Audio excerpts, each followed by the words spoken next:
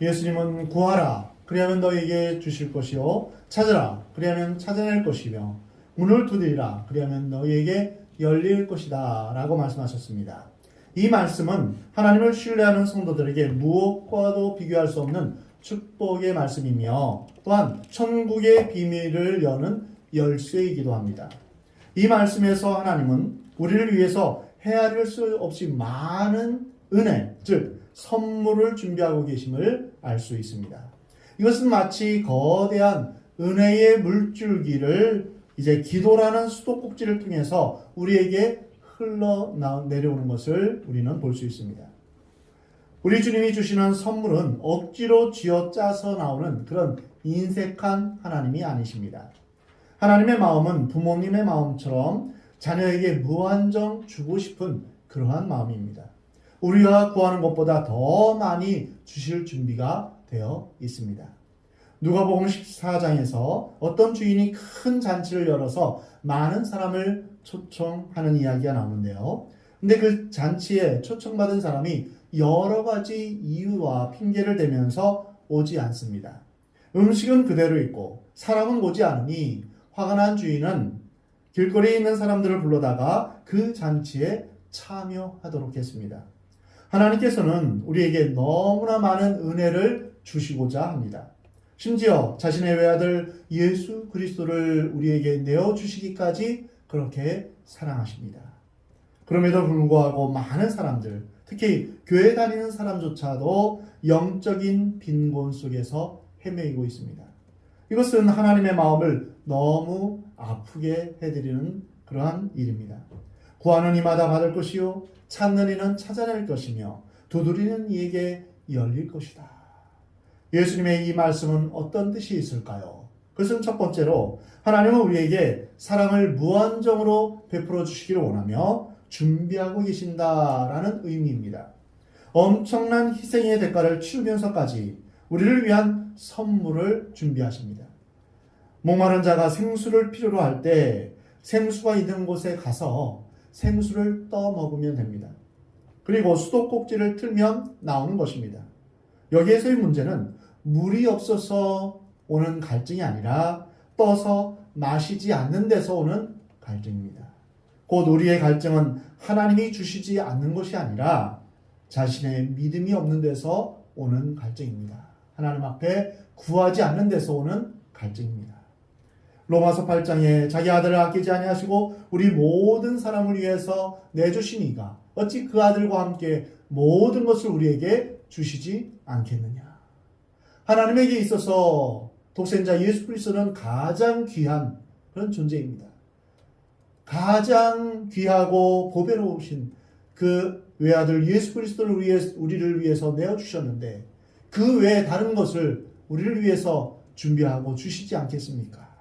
사랑하는 성도 여러분, 여러분은 하나님께서 예비하신 풍성한 은혜와 선물을 발견하시고 누리시는 여러분 되시기 바랍니다. 두 번째로 구하고 찾고 두드리는 자에게 주시겠다 하시는 이 말씀은 가만히 있는 자에게 주시겠다는 뜻이 아니라 적극적으로 믿고 행동하는 자에게 주시겠다는 의미입니다. 하나님이 가장 싫어하는 사람은 교만하며 무관심한 사람, 또 하나님을 신뢰하지 않는 사람입니다. 우리는 하나님에 대한 신뢰와 기대감을 가지고 기도하며 하나님께서 행하심을 기다리며 하나님께 나아가야 됩니다. 하나님을 기다리는 모습은 방관이나 무관심이나 게으름이 아닙니다.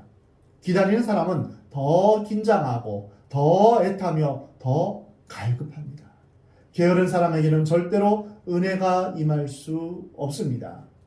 아침이 일찍 새벽 기도에 나오는 사람은 그 공로 때문에 구원받는 것이 아니지만 적어도 그에게는 새벽부터 일어나 주님을 찾는 열심이 있는 것입니다. 그것은 공로나 행위가 아니라 간절함입니다. 주님이 아니면 해결 방법이 없습니다. 주님 도와주옵소서. 이렇게 간절한 그런 신앙의 고백입니다. 이러한 간절함이 있는 사람에게 하나님의 은혜가 임하는 것입니다. 잠잠히 기다린다고 해서 단순하게 아무것도 안 하고 가만히 있는 것이 아닙니다. 겉모양만 조용할 뿐 그 속에는 타오르는 열정이 있는 것입니다. 말라기 3장 7절에 보면 타락한 이스라엘 백성들을 향하여서 그런즉 내게로 돌아오라. 그리하면 나도 너희에게로 돌아가리라. 이 말씀을 바꿔 말하면 무관심하고 게을러서 하나님을 찾지도 않고 하나님께로 돌아오지 않는 자에게는 하나님도 가지 않겠다라는 의미입니다. 근데 어떤 사람은 자신이 가만히 있어도 하나님이 찾아오실 줄 생각합니다. 그렇지 않습니다. 매 맞고 어려운 지경에 빠질 때까지 하나님은 가만히 두십니다. 그러다가 드디어 매를 맞고 어려운 상황에 빠져들 때 이제는 더 이상 자기가 어쩔 수 없는 지경에 이르렀을 때 한계에 이르러서 하나님을 찾습니다. 그때 하나님은 움직이십니다. 물론 하나님은 처음부터 다 보고 계셨지만 움직이지 않으셨던 것입니다. 베드로가 마지막에 물고기 잡으러 갔을 때 밤이 새도록 한 마리도 잡지 못했습니다. 예수님은 그때도 거기 계셨고 보고 계셨습니다. 우리의 실패 속에서도 주님은 거기에 계십니다. 우리가 타락하고 주님을 떠날 때도 주님은 거기에 계십니다. 그러나 움직이지 않으실 뿐입니다. 구하고 찾고 두드리는 자에게 하나님은 움직이십니다. 그래서 진정 지혜로운 사람은 어려움을 만나기 전에 기도하는 사람입니다. 그리고 어려움 중에서도 기도하는 사람입니다. 성경은 우리에게 쉬지 말고 기도하라 라고 명령하십니다. 진정 능력 있는 사람은 기도를 통해서 하나님의 능력을 힘입는 사람입니다. 요한복음 1장 12절에 영접하는 자, 곧 그 이름을 믿는 자들에게는 하나님의 자녀가 되는 권세를 주신다고 말씀하셨습니다. 하나님은 가만히 있는 사람을 하나님의 자녀로 만드시지 않습니다. 예수 그리스도를 믿는 자, 그 사람에게 하나님의 자녀가 되는 권세를 주십니다. 믿음은 행동을 수반합니다. 순종이라는 행동이 믿음과 함께 갑니다. 그래서 믿음과 순종은 동전의 양면과 같아서 그래서 믿는다면 순종이라는 행동이 같이 가게 됩니다. 기도하라 하는 명령에 순종하고 예배를 통해 나와 교제하자라는 그 말씀에 순종합니다. 그리고 하나님을 사랑하고 이웃을 사랑하라는 명령에 순종하는 사람들이 바로 믿음의 사람들입니다. 사랑하는 성도 여러분, 여러분은 기도하라 하신 하나님의 명령에 순종함으로 주님께서 약속하신 얻게 되고 찾게 되고 열리게 되는 그러한 은혜가 있기를 주의 이름으로 축원합니다. 세 번째로 오늘 본문의 말씀은 하나님이 하신 약속은 반드시 이루어 주신다는 것입니다. 성경은 하나님의 약속으로 가득 차 있는 책입니다. 그 약속은 일정 일획도 틀림이 없이 이루어집니다. 아무리 좋고 화려한 약속이라도 그것이 지켜지지 않으면 하나의 환상이요 물거품에 지나지 않습니다. 우리는 이제 며칠 앞두고 대선을 앞두고 있습니다. 여러 가지 공약을 하는 대선 후보들이 그 약속을 반드시 이루어 줄 것을 기대합니다. 그러나 사람의 약속에는 변수가 많습니다. 약속을 한 사람의 마음이 변하거나 상황이 바뀌거나 또는 능력이 모자라서 지킬 수 없는 약속도 있습니다.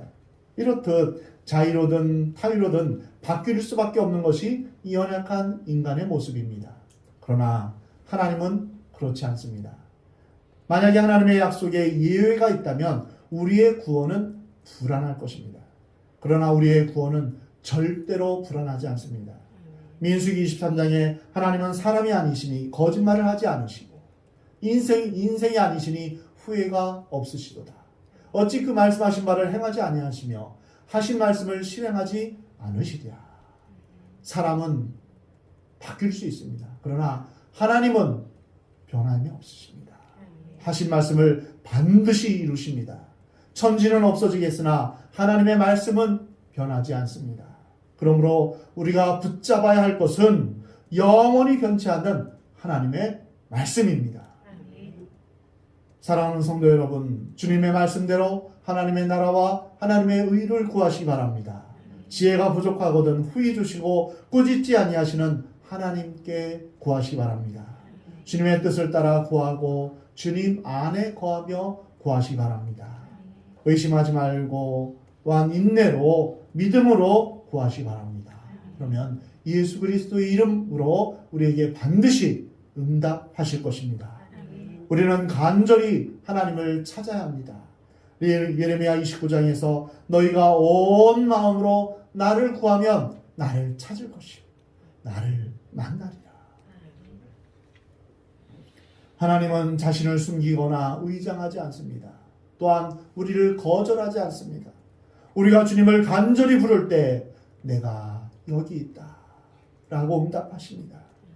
여러분은 하나님을 찾기 위해 얼마나 몸부림쳐 보았습니까? 얼마나 고민해 보았습니까? 이러한 간절함 없이는 하나님을 만날 수 없습니다.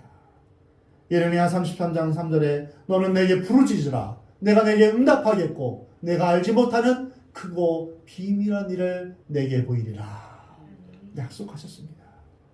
그리고 두드리면 열릴 것입니다. 문이란 열리기 위해 존재한 것입니다. 예수님은 자신을 양의 문이라고 말씀하셨습니다. 우리가 이 말씀을 붙들고 문을 두드릴 때 우리의 긍휼의 문이 열릴 것입니다. 또한 우리의 미래의 문이 열릴 것입니다. 우리의 가능성의 문이 열릴 것입니다. 우리 주님께서 약속하셨습니다. 그러면 이처럼 우리가 담대하게 구하고 찾고 두드릴 수 있는 그러한 근거는 어디에 있습니까? 그것은 바로 하나님과 우리의 관계에 있습니다. 오늘 본 말씀 9절 말씀에 너희 중에 누가 아들이 떡을 달라는데 돌을 주며 생선을 달라는데 뱀을 줄 사람이 누가 있겠느냐? 너희가 악한 자라도 좋은 것으로 자식에게 줄 줄 알거든 하물며 하늘에 계신 너희 아버지께서 구하는 자에게 좋은 것으로 주시지 않겠느냐? 예수님은 우리의 기도를 응답하시는 하늘에 계신 우리 아버지를 보여주십니다. 아무리 악한 부모도 자기 자식에게는 좋은 것을 주고자 합니다. 모든 부모의 심정은 자기는 못 먹고 못 입어도 자기 자식만큼은 이제 잘 먹이고 잘 입히고 싶은 마음입니다. 세상의 부모도 그렇거늘 하물며 하늘에 계신 너희 아버지일까 보냐라고 예수님 말씀하십니다. 인생 최고의 해답은 하나님 아버지입니다. 그러나 많은 사람들은 자신의 생각과 행동이 그 기초를 자기 자신에게 둡니다. 자기의 경험, 느낌, 자기의 지식, 자신의 위치, 자신의 인맥을 통해서 모든 것을 판단하고 생각하고 행동합니다. 그러나 그러한 것들이 우리의 생각의 행동의 근거가 될 수 없습니다. 사람들이 싸우는 원인을 잘 살펴보면 결국 왜 너는 나처럼 생각하지 않느냐? 그것 때문에 싸웁니다.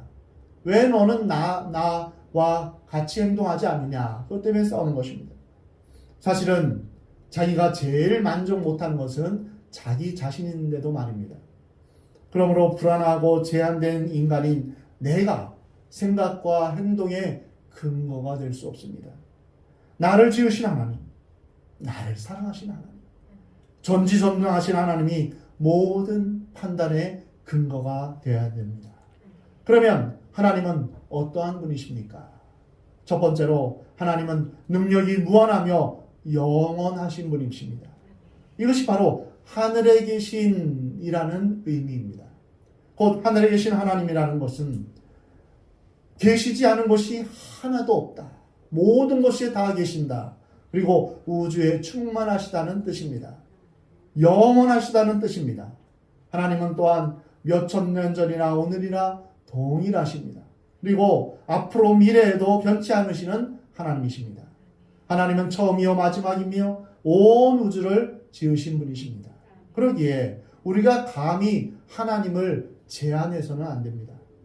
우리에게는 감기와 암이 큰 차이가 있지만 하나님에게는 차이가 없습니다. 우리에게는 돈이 중요하지만 그런 가치가 하나님에게는 그렇게 중요하지 않습니다. 두 번째로 이러한 능력의 하나님, 영원하신 하나님이 나의 하나님, 우리의 하나님이 되어주신다는 것입니다. 아멘. 이것은 하늘에 계신 우리 아버지라는 예수님의 말씀에서 찾아볼 수 있습니다. 잘못하면 때리고 벌만 주는 무서운 아버지가 아니라 무관심하고 무뚝뚝한 아버지가 아니라 용서하고 기다리시는 아버지, 위로하시는 아버지, 보호하시고 치료하시는 아버지, 가르치시고 격려하시는 인격적인 사랑의 아버지십니다. 아들이 한순간 잘못 판단하여 아버지의 재산을 가지고 방탕하게 살다가 굶주려 죽을 위기에서 다시 아버지 집에 돌아왔을 때 그를 안고 입 맞추고 반지를 끼워주는 것이 바로 아버지입니다. 그리고 그동안 배고팠지 라면서 송아지를 잡아서 맛있는 음식을 먹여주시는 그러한 분이 아버지십니다. 이 아버지가 바로 우리의 하나님이십니다. 큰 저택을 소유한 아버지의 아들은 그 저택을 마음껏 누릴 수 있고 또한 이용할 수 있습니다. 이런 특권을 가지고 살아가는 사람들이 바로 여러분들입니다. 사랑하는 성도 여러분, 크고 위대하신 하나님께서 여러분의 아버지 되심을 믿고 그 안에서 하나님의 사랑을 누리며 사는 여러분 되시기를 주의 이름으로 축원합니다. 아멘. 세 번째로 하나님은 항상 우리에게 좋은 것으로 주시기를 원하십니다. 악한 인간의 부모도 자기 자신을 사랑하는데 하물며 너희일까 보냐 예수님 말씀하십니다. 마태복음 5장 45절에서 하나님이 그 해를 악인과 선인에게 비추시며 비를 의로운 자와 불의한 자에게 내려주신다. 이것은 하나님의 일반 은총입니다. 그러나 하나님은 특별히 우리를 택하셔서 하나님의 자녀 삼아 주셨습니다.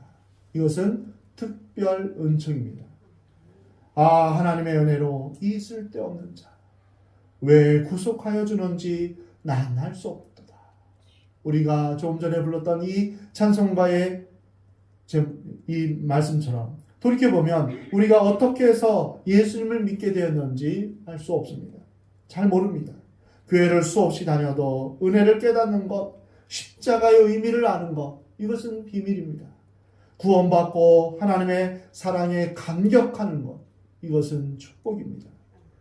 한 번도 예수님 때문에 울어보지 못한 사람은 문제가 있는 사람입니다. 신앙은 그렇게 맹숭하거나 밋밋한 것이나 또는 차가운 것이 아닙니다. 주님의 사랑에 지적으로 동의하고 또한 의지적으로 결단하지만 동시에 감정적으로 충만한 것입니다. 죄는 하나님의 사랑에 눈멀게 합니다. 죄에서 해방되어 눈을 뜨게 되면 하나님에 대해서 눈을 뜨게 됩니다. 그래서 자신의 죄를 발견하는 사람이 진정 복된 사람입니다. 자신이 얼마나 큰 죄인인지 깨닫고 그 죄를 용서하신 하나님의 사랑을 깨닫게 되면 시편 기자처럼 이렇게 고백합니다. 하나님이여 주의 생각이 내게 어찌 그리 보배로우신지요. 그 수가 어찌 그리 많은지요. 내가 세려고 할지라도 그 수가 모래보다 많도소이다. 나를 지으신 하나님, 나의 모든 것을 아신 하나님, 내가 나를 사랑하는 것보다 나를 더 사랑하시는 하나님, 나를 향한 그 하나님의 생각이 이렇게나 많고 고배롭다는 것을 깨닫게 되는 것입니다.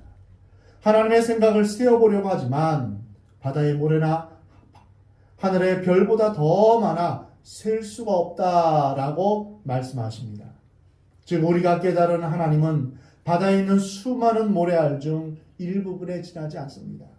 하나님을 묵상하면 할수록 그 엄청난 지혜와 능력과 부귀와 영광에 놀랄 뿐입니다.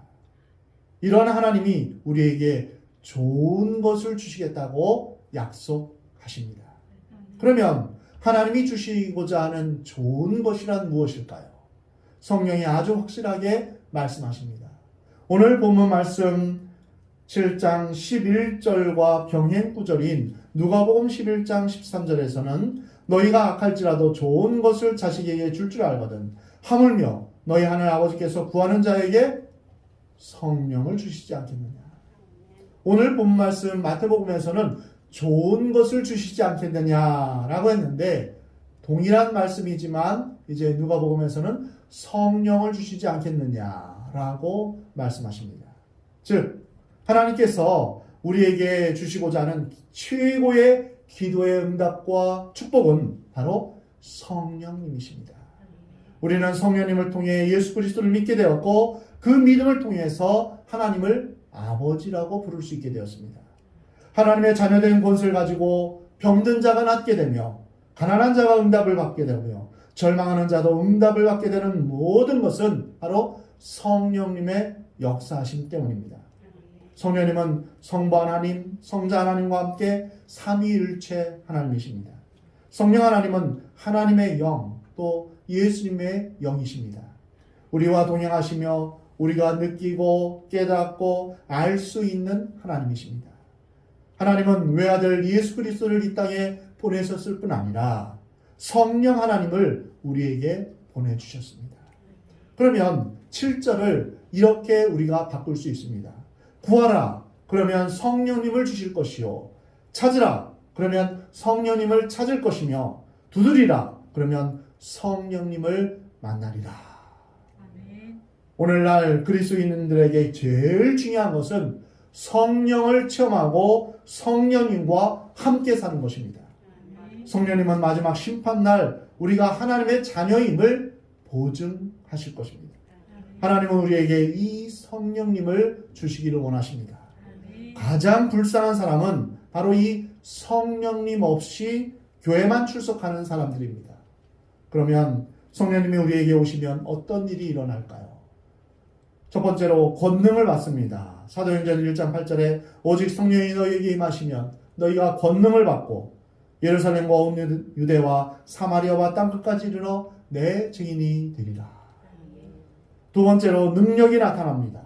이 성령의 능력은 나무를 쓰러뜨리고 바위를 깨뜨리는 능력이 아니라 사랑하는 능력이요, 용서하는 능력이며 이해하는 능력입니다. 긍휼을 베푸는 능력입니다. 이 능력은 또한 사람들을 그리스도께로 인도하는 능력입니다. 세 번째로 성령님은 예수님을 깊이 깨닫게 하며 또한 하나님과 예수님께 영광을 돌립니다.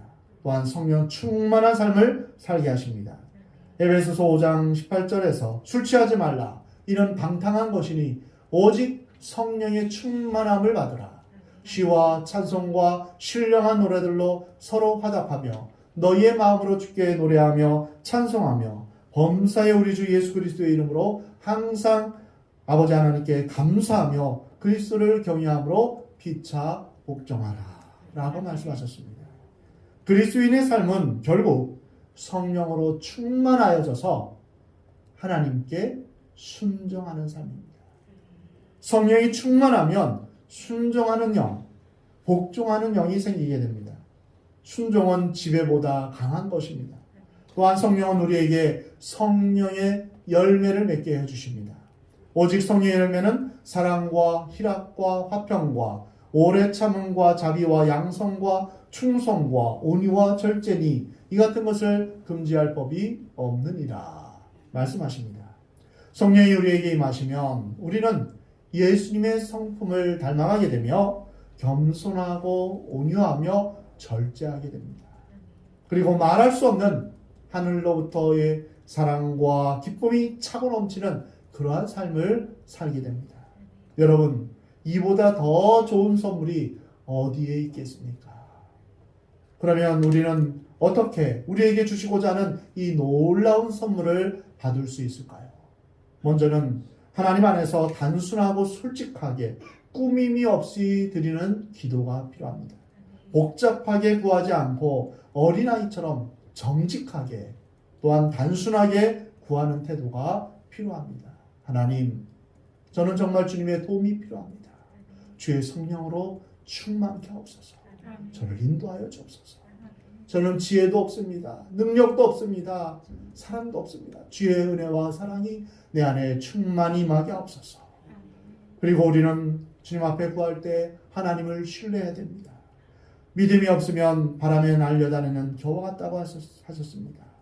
구하면 주실 것을 믿음으로 구하시기 바랍니다. 아멘. 시간이 걸리더라도 반드시 주실 것을 믿고 구하시기 바랍니다. 아멘. 하나님의 뜻 안에서 구했다면 의심하지 말고 믿고 구하는 것입니다. 아멘. 세 번째는 인내해야 됩니다. 믿음의 특징은 인내하는 것입니다. 오늘 모든 것을 다 이루게 해달라고 말하지 마십시오. 아이가 잉태되어 세상에 태어나기까지 10달의 시간이 필요한 것처럼 기도의 응답도 시간이 필요한 것입니다. 하나님의 때 하나님의 선하신 방법대로 주님의 시간에 이루실 것입니다. 기다림 속에서 하나님께서는 우리에게 성숙을 허락하여 주십니다. 여러분, 기도하다가 낙심하지 마시기 바랍니다. 하나님의 완전한 지혜와 완전한 사랑으로 가장 좋은 곳으로 여러분에게 응답하실 것을 온전히 신뢰하시기 바랍니다. 사랑하는 성도 여러분, 구하면 주시고 찾으면 찾게 해주시며 두드리면 열리게 해주시는 하나님을 온전히 신뢰하시기 바랍니다. 소망 중에 기다림으로 말미암아 기도의 응답을 받게 되는 저와 여러분이 되기를 하나님은 원하십니다.